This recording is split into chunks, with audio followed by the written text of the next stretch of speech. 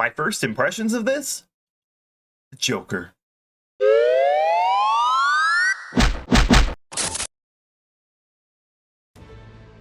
Say what you will about the Game Awards, but man, do they really bring eyes on video games as a whole.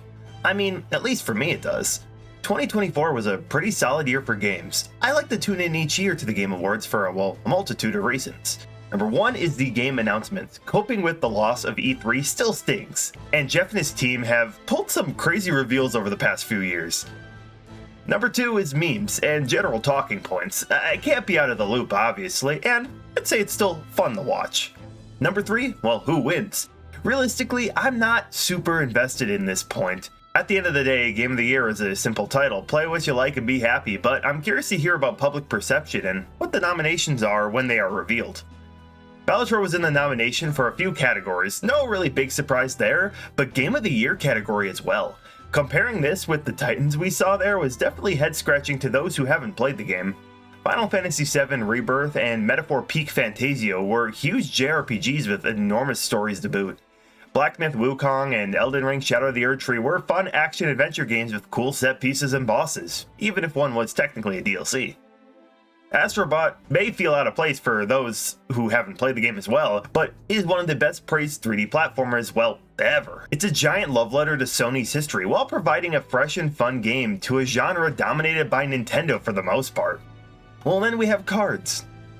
When the nominations dropped, Balatro to me was just a poker game. I really didn't know much about the game. I heard it was a roguelike then, and had more questions. With the general praise and acceptance for its standing, I assumed there had to be some merit, and set my sights on picking up the game at some point. Well, one physical copy later, and I was suckered into it for a measly $20. Quite a steal for a box of plastic to sit on my shelf.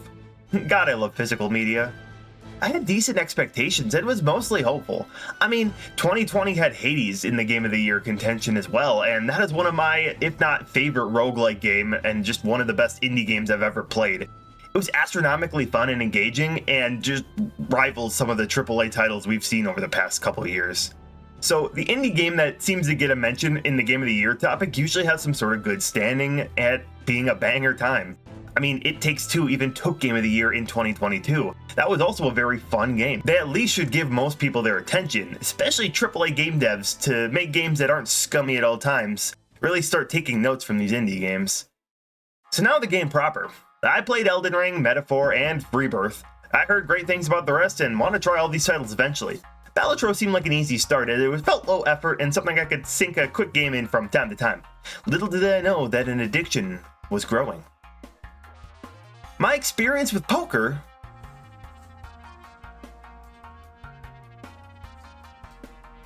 Ace of Spades, am I right?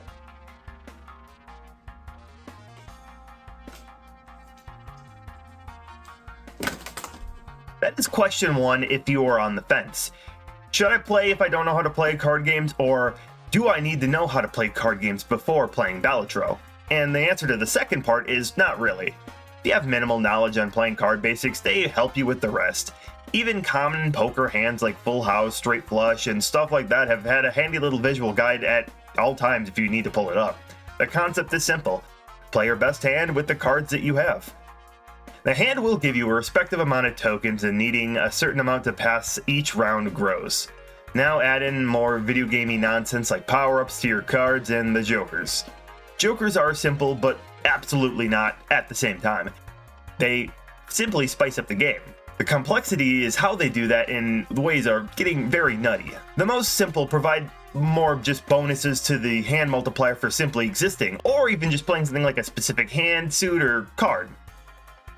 You typically hold 5 jokers at a time, and the combos can get real crazy and hectic. Like many roguelikes, learning through trial and error which works best for your playstyle and what synergizes well together as well is really the key to victory. My first winning run was mostly thanks in a combo to 2 jokers doing a lot of the heavy lifting. One was a multiplier for any face card used in said hand, it was already huge, and then the other one was counting every single card in that deck as a face card. My jaw dropped at the explosive potential it had. It did not need to even try for the first few rounds, as the multipliers were just simply insane. Trying all jokers are fun. They may seem lame at first, but combined with another joker really sets up crazy works. Unlocking new jokers comes pretty quickly, most by simply running into them into a shop after each round. But some are given under special circumstances. The shop is a nice place after each round to use your accrued cash to fix up your deck and whatnot. A lot more things lie here in the shop. A voucher card can permanently change your deck for your run, like adding an extra hand or an extra discard per run. You can buy extra cards for your deck, buy Celestial, Tarot, and Spectral cards.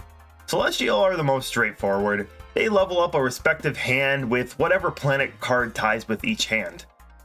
This nets you higher tokens and multipliers. Tarot cards do something different for each arcana, can be straightforward like giving you special types of cards, other consumables, or do wacky things like manipulate your deck.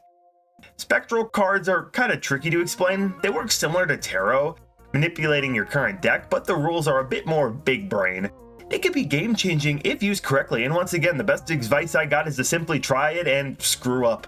Loss is not damaging at all, which is a great factor for replayability. I don't really feel too much when you lose a run, it's just learning.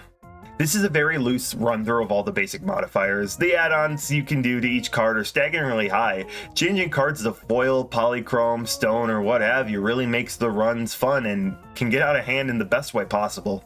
Manipulating decks can seem intimidating, but done with the right jokers can really change the game. For a simple and easy to understand example, enough card manipulation could theoretically change the entire deck to a single card suit. Let's go with hearts. This is going to make hands that much easier for some of the best combos. Tie that into the easy to understand jokers like extending a multiplier for any heart card in your hand and, well, boom, there you go. I know what I say is nothing. Anytime I think I'm doing good work or making good combos, I see some dude break the game on YouTube and just some crazy runs that are just impossibly high numbers that I can't comprehend. You can run endless after beating the main path. At the end of each ante is a boss blind, just a high scoring round with restrictions to mess you up a little bit.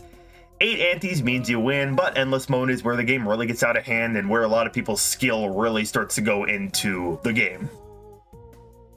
The game is genuinely fun, and there is so much to the simple concept of a game. I haven't even gotten to the different decks that you could start with or the stakes that you can add upon completion of the deck. If you haven't played this game, you gotta do so. It's a blast regardless of if you are an expert at cards or not. I'm not, and I'm having a blast. It is a game that eases you in if you are new, but tests the limits of those who know their cards and know their hands. If you like roguelikes, you probably want to play this as well. If you like addicting gameplay loops, you should play this. It's pretty damn cheap, all things considered, and you can pick this up on mobile too. I cannot fathom if that was the case for me. I might be way too distracted to do anything else if I did download it on a phone. I'm trying not to. It is a game that is experienced in person. Seeing numbers go up hits that dopamine rush for virtually anyone. Looking back on it now, I understand why it was nominated for many of the Game of the Year contentions and why so many people are getting addicted to this.